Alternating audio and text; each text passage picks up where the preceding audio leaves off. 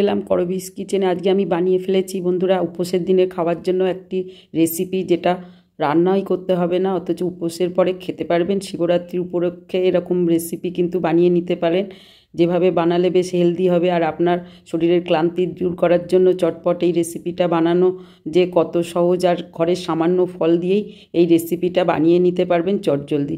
সেটা দেখার জন্য আমার সঙ্গে থাকার অনুরোধ রইল। চলুন যেভাবে বানিয়েছি শেষ পর্যন্ত দেখুন, আর ভালো লাগলে আমার চ্যানেলটা লাইক শেয়ার সাবস্ক্রাইব করে নেওয়ার অনুরোধ রইল। আপনিও কিন্তু ইচ্ছা করলে এরকম একটা হেলদি ডিলিশিয়াস রেসিপি ঘরোয়া ফল বা ড্রাই ফ্রুট যোগ করেও বানিয়ে ফেলতে পারেন, যার টেস্ট পরিবারের সবাই চেটে পুটে খাবে, গালে দিলেই মিলিয়ে যাবে।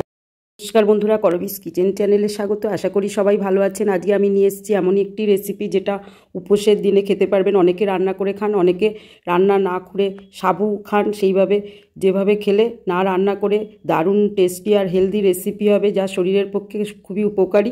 রেসিপিটা শেষ পর্যন্ত দেখার জন্য এবার আমার সঙ্গে থেকে লাইক শেয়ার সাবস্ক্রাইব করে নেওয়ার অনুরোধ রইল। ব্রত পালনের পরে এই রেসিপিটা বানিয়েই নিতে পারেন। সব কিছু উপকরণ না থাকলেও দু একটা কম হলেও কিন্তু কোনো অসুবিধা নেই। আমি বাজার থেকেই ফলগুলো এনে ধুয়ে পরিষ্কার করে নিয়েছি। দেখুন সমস্ত উপকরণগুলো এক জায়গায় করেছি যাতে আপনাদের সুবিধা হয়। ধোয়া ফলগুলো প্লেটে সাজিয়ে নিয়েছি। দেখুন আমি প্রথমে শসাগুলো নিয়েছি ধুয়ে পরিষ্কার করা, তার মধ্যে নিয়েছি দেখুন শাকালু একটা নিয়েছি মাঝারি সাইজের, এটাও কিন্তু ধোয়া। আঙুর নিয়েছি কতগুলো, আর নিয়েছি কলা, যেগুলো আপেল, একটা বেল নিয়েছি। আর কড়াইশুঁটি তো সবজি হিসেবেও খাওয়া যায়, ফল হিসেবেও খাওয়া যায়। আর কিছুটা কুল নিয়ে রেখে দেওয়া আছে। সমস্ত উপকরণগুলো দু একটা কম হলেও অসুবিধা নেই। আমি টক দই নিয়েছি কিছুটা। টক দই যারা খাবেন না তারা কিন্তু মিষ্টি দই নিতে পারেন। এই টক দই উপোসের জন্য আমি ঘরের দই ব্যবহার করিনি। আর আছে মিষ্টি দই, যার যেটা পছন্দ, এটা অপশানে রইল। আর নিয়েছি মধুটা কিন্তু উপোসের দিনে খেলে বেশ ভালোই লাগে। আর চলুন যারা চিনি খাবেন না মধু ব্যবহার করুন। আমি 2 চামচ চিনি ফলারে ব্যবহার করার জন্য নিয়েছি। ড্রাই ফ্রুটগুলো কিন্তু আমি অনলাইনে কিনেছি, একসঙ্গে এরকম প্যাকেট কিনে নিতে পারেন, খুব বেশি দাম না, সমস্ত কিছু থাকে আর টেস্ট অসাধারণ। এখন কিন্তু যে কোনো স্পেন্সার থেকেও এই ফ্রুটগুলো সংগ্রহ করতে পারেন।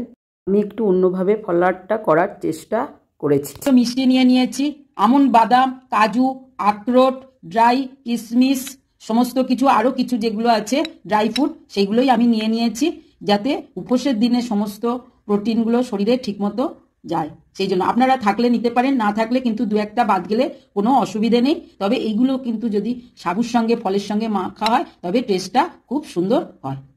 কিছুটা সাবু নিয়েছি, সাবুটা ভেজাইনি, যেহেতু ছোট দানার সাবু, যখন ফলগুলো কাটবো তখনই কিন্তু সাবুটা আমি ভিজিয়ে দেব। আর কতগুলো আমি কুল নিয়েছি, যেহেতু এই সময় কুলের সিজন। যে সাবুটা নিয়েছিলাম সেই সাবুটা ভিজিয়ে নিয়েছি। এটা কিন্তু ছোট দানার সাবু, ওই জন্য আমি ঠিক এই মাত্র জাস্ট ভিজিয়ে নিলাম। এটা কিন্তু সঙ্গে সঙ্গেই ভিজে যাবে। এবার আমি যে ফলগুলো দেখুন ঠাকুরের পুজোর জন্য দিয়েছি, একটুখানি আপেল ছোট করে কেটে নিয়েছি, নারকোল কিছুটা কুচিয়ে নিয়েছি, আপনারা নারকোল কুড়ে নিতে পারেন, আমার কোচানো পছন্দ, কুচি। শশা যে দেখিয়েছি শশাগুলো ছোট করে কেটে নিয়েছি, শাকালুগুলো ছোট করে কেটে নিয়েছি, কলাগুলো কেটে নিয়েছি, একটুখানি যে এগুলো কুল, সেই কুলগুলোও আমি ছোট করে কেটে নিয়েছি। আর কড়াইশুঁটিটা বেশ ভালো টেস্ট লাগে, কড়াইশুঁটিগুলো নিয়েছি। আর কতগুলো আঙুর আমি গোটাই রেখে দিয়েছি। এইবার এই ফলগুলো কিন্তু অল্প অল্প হলেও পরিমাণে আমার এই ফলগুলো অনেকটাই হয়ে যাবে, এতটা খাওয়া সম্ভব না। দেখুন এই ফলগুলো অল্প অল্প করে দিয়ে দিচ্ছি সমস্ত কিছু। নারকেলটা কিন্তু খুব সুন্দর টেস্ট নিয়ে আসে। এই আপেলের কুচিগুলো দিয়ে দিলাম, মটরশুঁটির দানাগুলো দিয়ে দিলাম, আর কিছুটা কুল যেগুলো কোচানো অ্যাড করে দিলাম। এতেই কতটা হয়ে গেছে দেখুন। ড্রাই ফ্রুট যেগুলো আমি দেখিয়েছি কিছুটা একদম মিহি করে কুচিয়ে নিয়েছি, সেইটা অ্যাড করে দিলাম। আর কতগুলো দেখুন ড্রাই কিশমিশ, সেইগুলো অ্যাড করে দিচ্ছি।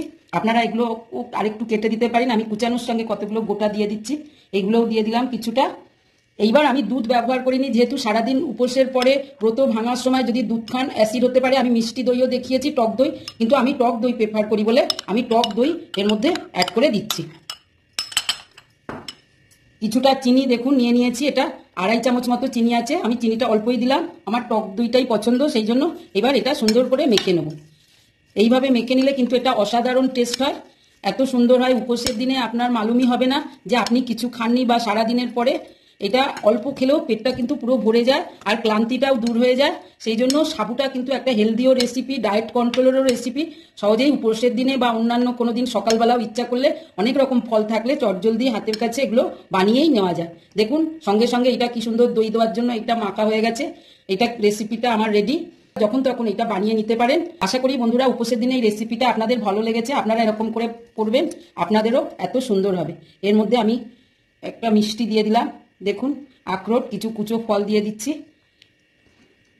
এটা একটা হেলদি রেসিপি। ভালো লাগলে আমার চ্যানেলটা সাবস্ক্রাইব করে নেবেন, লাইক আর শেয়ার করবেন, বেল আইকনটাও প্রেস করতে ভুলবেন না, যাতে নতুন নতুন এইরকম রেসিপি এলে সহজেই আপনাদের কাছে পৌঁছে যায়। দেখুন অবশেষে এর উপরে আমি একটু জাস্ট মধু ছড়িয়ে দিচ্ছি। মধুটা কিন্তু খুব সুন্দর লাগে, আপনারাও এরকমভাবে দিয়ে দেবেন। আপনাদের ইচ্ছা হলে আপনারা মিষ্টি দই দেবেন, আমি টক দই দিয়েই করেছি। মধুটা শরীরের পক্ষে খুব উপকারী, সেই জন্য মধুটা যোগ করে দিলাম। এটা ঠাকুরের চরণামৃত আছে, আর যেভাবে আমি উপোস বা ব্রত ভঙ্গ করি সেইভাবেই আপনাদের দেখালাম। হলে বন্ধুরা ব্রতর দিনে এরকম রেসিপিটা বানিয়ে ফেলুন। কেমন হয়েছে, ডায়েট কন্ট্রোল হিসেবেও কিন্তু দারুণ। সঙ্গে থাকুন, লাইক শেয়ার সাবস্ক্রাইব করে, একান্ত অনুরোধ।